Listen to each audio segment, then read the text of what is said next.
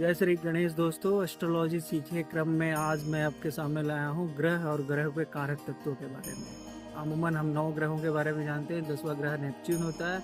But ये जो 9 ग्रह हैं, सूर्य, चंद्रमा, गुरु, मंगल, शुक्र और राहु, केतु और बुध, ये जो 9 ग्रह हैं इनके अपने अपने एक विशेष सेगमेंट होते हैं, विशेष कारक तत्व होते हैं। अगर हमें इन्हें बैलेंस करना है तो कहीं दूर जाने की आवश्यकता नहीं है। हम कहते हैं कि यथा पिंडे तथा ब्रह्मांडे, मतलब यथा ब्रह्मांडे तथा पिंडे, जो ब्रह्मांड में है वो हमारे पिंड में, हमारे शरीर में ही पूरा यूनिवर्स छिपा हुआ है। तो हमें अगर 9 ग्रहों को अगर बैलेंस करना है ना, तो कहीं आवश्यकता नहीं है इधर उधर जाने का।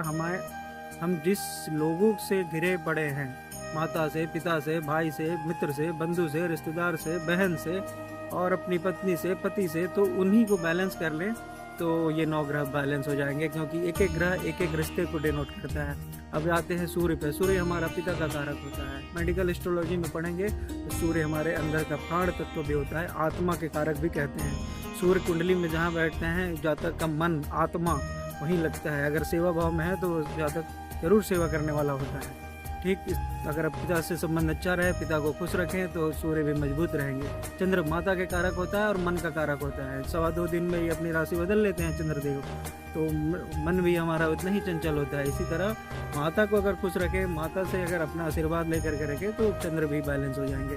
बुध पे आते हैं तो बुध हमें माता, बहन और बुआ को डिनोट करता है। तो बुआ जो है और बहन है, उनकी सेवा करें, उनका सम्मान करें, उनका सत्कार करें, उन्हें गिफ्ट दें तो हमारा बुध सही हो जाएगा। और हाँ, बुध अच्छे पैसा बनाने के लिए बुध महाराज का मजबूत होना काफ़ी ज़रूरी होता है। इसलिए बुध को मजबूत, और अच्छा बोलने के लिए वाणी के कारक होते हैं बुध, इसलिए बुध को मजबूत करना काफ़ी आवश्यक होता है। अब रही बात मंगल की। मंगल हमारे भाई, बड़े भाई, हमारे मित्र, बड़े मित्र। तो मंगल को मजबूत करने से हमारे अंदर का पुरुषार्थ, पुरुषत्व, हिम्मत, करेज और कई तरह के जो एक मेंटेनिया वाली भी फील होती है, मर्दों वाली बात, वो मंगल से आती है। तो मंगल को मजबूत करने के लिए अपने भाइयों को मिठाई गिफ्ट करें। वो चाहे भाई लाख शराबी हो, लाख जुआरी हो, लेकिन उन्हें इज्जत दें, उनको मिठाई गिफ्ट करें, उनको आदर दें, तो मंगल ऑटोमेटिकली आपके बैलेंस रहेंगे।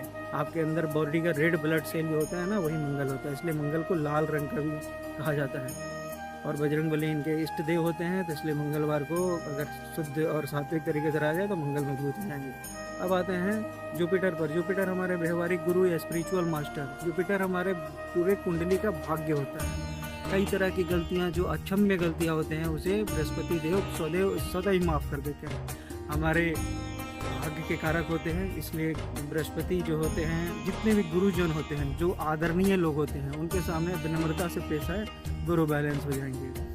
फिर शुक्र आते हैं, जो हमारे पति होते हैं या पत्नियों के लिए पति होते हैं, पति के लिए पत्नी होती है, जो स्पाउस होते हैं, उन्हें शुक्र कहा जाता है। वीनस कहते हैं कि सारी महिलाएं वीनस से आई हैं और सारे मर्द जो है वो मंगल मास से आए हैं। इसलिए अगर वीनस को मजबूत करना है, शुक्र को मजबूत करना है, तो अपने दाम्पत्य जीवन में मधुरता लाएं, सामंजस्य लाएं, तो आपका वीनस शुक्र हो जाएगा। और वीनस जो होता है, जो मटेरियलिस्टिक थिंग्स होते हैं, भौतिक चीज होते हैं, उनकी प्राप्ति करवाता है, लग्जरियस दिलाता है। आपके जीवन में कितना भौतिक सुख सुविधा इत्यादि रहेगी, वो वीनस बताता है। अब आ जाते हैं बचा कौन, राहु और केतु। तो राहु छाया ग्रह है, तो हमें अपने राहु जो होता है अटैचमेंट के कारक होते हैं। किसी भी चीज से इतना अटैच नहीं हो जाना है कि हम ब्रह्म जाल में पड़ जाए। राहु किसी भी चीज को पाने की एक उत्कंठा होती है, एक अदम्य उत्कंठा भीतर होती है। क्योंकि राहु जो धन्वंतरी महाराज ने अमृत लेकर आए थे और मोहिनी विष्णु भगवान का रूप लेकर के आकर के देवताओं को जो वितरित कर रही थी, तब राहु ने के भीतर एक उत्कंठा, ऑब्सेशन पैदा हुआ कि मैं उस जहर को लेकर के रहूंगा, भले ही रूल ब्रेक करना क्यों ना पड़े, मर्यादा को लांघना क्यों ना पड़े। और उसने छद्म रूप लिया, देवताओं का रूप लेकर के, और जाकर के अमृत पान किया। तो राहु से ये हमें सीखना चाहिए कि हमेशा नियम में रहना चाहिए, मर्यादा नहीं मानता है राहु। इसलिए राहु जब भी हमें ऐसा थॉट्स आए कि हम बियॉन्ड द लिमिट जा रहे हैं, तो सावधान, उस वो राहु का प्रभाव है। राहु हमेशा एक मेलाफिक प्लैनेट है, हमेशा हानिकारक प्लैनेट है, हमेशा हानि ही देता है। केतु है, वो एक सूफियाना टाइप का बंदा है, वो एक डिटैचमेंट कारक है। जहाँ बैठ जाता है केतु, उस भाव से डिटैच कर देता है। फैमिली में बैठ जाएगा तो फैमिली से डिटैच करवा देगा, भाग्य में बैठ जाएगा तो भाग्य से डिटैच करवा देगा।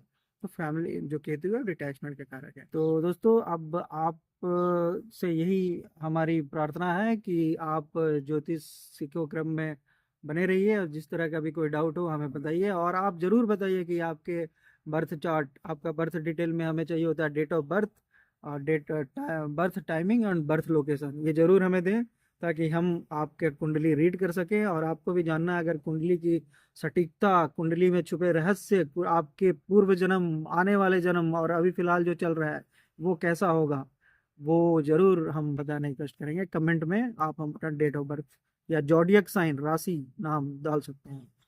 धन्यवाद।